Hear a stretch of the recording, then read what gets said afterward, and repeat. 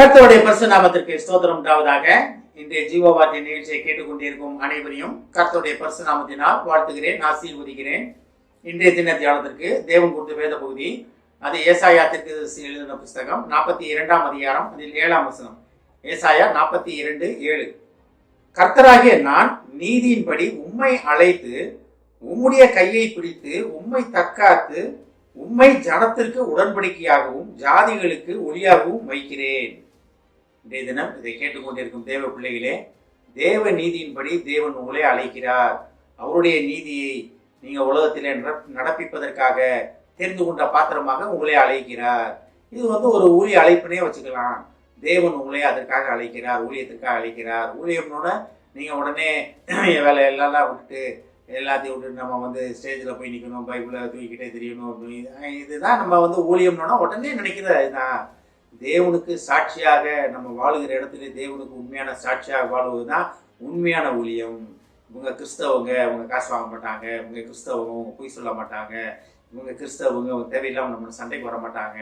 நம்ம எதிராக பண்ணால் கூட மன்னிச்சுட்டு போயிடுவாங்க. இது டே டு டே உலக வாழ்க்கையில் நடக்கிற காரியங்கள். இதுதான் தேவனுக்கு உண்மையான ஊழியம், உண்மையான சாட்சி உள்ள வாழ்க்கை.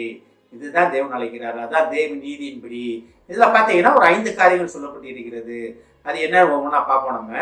இது பாருங்க, கர்த்தராகிய நான் நீதியின்படி உம்மை அழைத்து. உண்மைனா யாரு? நம்ம தான், தேவ ஜனமாகிய தேவ பிள்ளைகளாகிய நீங்க தான். கர்த்தர் அவருடைய நீதியின்படி உங்களை அழைத்து எதுக்காக அழைக்கிறாரா? உம்முடைய கையை பிடித்து. அப்ப தேவன் அழைச்ச தேவன் பின்னால வாங்கப்பா, நான் முன்னால போயிட்டு இருக்கேன் அப்படி கிடையாது. கரம் பிடித்து நடத்தி செல்ல வல்ல தேவன்.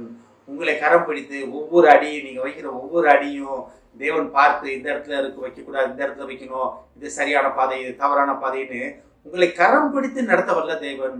நான் முன்னால போய்கிட்டே இருக்கேன், பின்னால வாங்க, இல்லை நீங்க முன்னால போங்க, நான் சேர்ந்துக்கிறேன், இப்படி விட்டு விலகிறது கிடையாது. உலக தலைவர்கள் அப்படிதான் நடப்பாங்க. உலக தலைவர்கள் அப்படிதான் நடப்பாங்க. நீ பின்னால் வாப்பா, நாங்கள் போயிடுறேன், நீ பின்னால் சேரு அப்படின்ட்டுருவாங்க. ஆனா பரலோக தகப்பன் நம்மளை பேர் சொல்லி அழைத்த தேவன், நம்மளை அவர் நீதியின்படி நடப்பதற்காக தெரிந்து கொண்ட தேவன் என்ன பண்றாரு பாருங்க.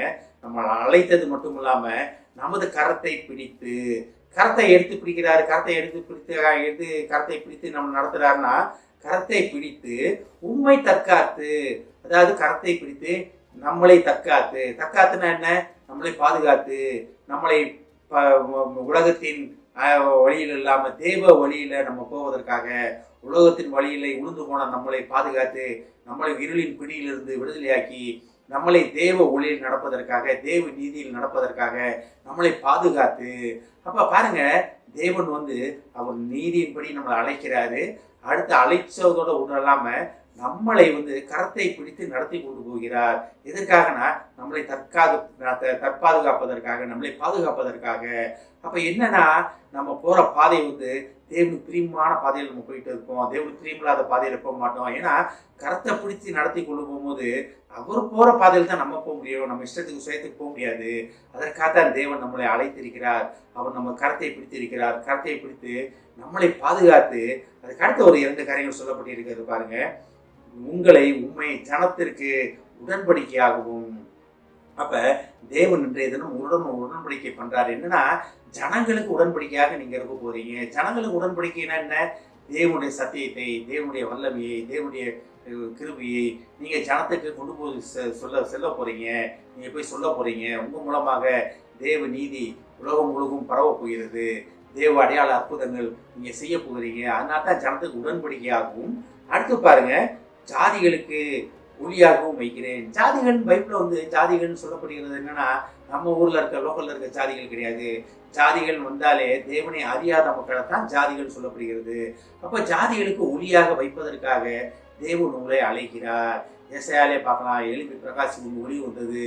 அப்ப தேவ ஒளி உங்க மூலமாக உலகத்தை பிரகாசிக்க போகிறது. எதுக்காக?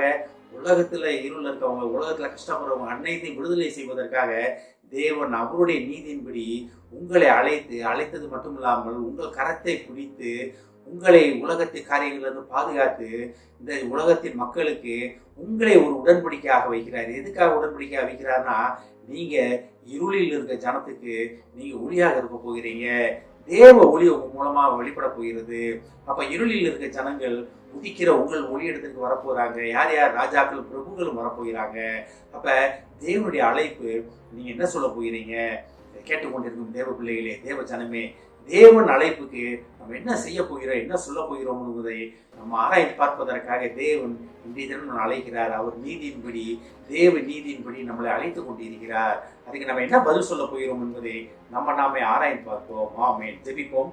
எங்களை அதிகமான அன்பின் பரலோக பிதாவே, கர்த்தாவே, நீர் உம்முடைய தேவ நீதியின்படி எங்களை அழைத்து ஏஸ்தாபனே எங்கள் கரத்தை பிடித்து எங்களை பாதுகாத்து, எங்களை உலகத்தின் காரியங்களிலிருந்து எங்களை பாதுகாத்து, ஜனங்களுக்கு உடன்படிக்கையாகவும், இந்த ஜாதிகளுக்கு, உண்மை அறியாத மக்களுக்கு, புறஜாதி மக்களுக்கு ஒளியாகவும் வைப்பேன் என்று சொன்ன மகா கிருபையான வார்த்தைக்காக நன்றி ஆண்டவரே. நீர் எங்களை உமது ஊழியத்துக்கு அழைப்பதை நாங்கள் புரிந்து கொண்டோம் ஆண்டவரே. அதன்படி நடக்க எங்களை தயார்படுத்தும் ஆண்டவரே. ஏஸ்தாபனே உம்மிடத்தில் சமர்ப்பிக்கிறோம் அப்பா. நாங்கள் என்ன செய்ய வேண்டும், என்ன செய்யக்கூடாது என்பதை எங்களோட திட்டம் தெளிவாக எங்களுக்கு போதித்தரணும் ஆண்டவரே. இதை கேட்டுக்கொண்டிருக்கும் ஒவ்வொருவரையும் ஆசீர்வதிக்கிறோம் அப்பா. ஒவ்வொரு குடும்பத்தையும் ஆசீர்வதிக்கிறோம் ஆண்டவரே. குடும்பத்தில் உள்ள ஒவ்வொருவரையும் தகப்பனே நீர் தேவ நீதியின்படி அழைத்திருக்கிறீர் ஆண்டவரே. ஏஸ்தாபனே அவருடைய ஜனத்திற்கு உடன்படிக்கையாகவும், ஜாதிகளுக்கு ஒளியாகவும் இருப்பார்கள் என்று குடும்பத்தில் உள்ள ஒவ்வொருவருக்கும் சொல்லும் மகா கிருபையான வார்த்தைகளுக்காக நன்றி ஆண்டவரே.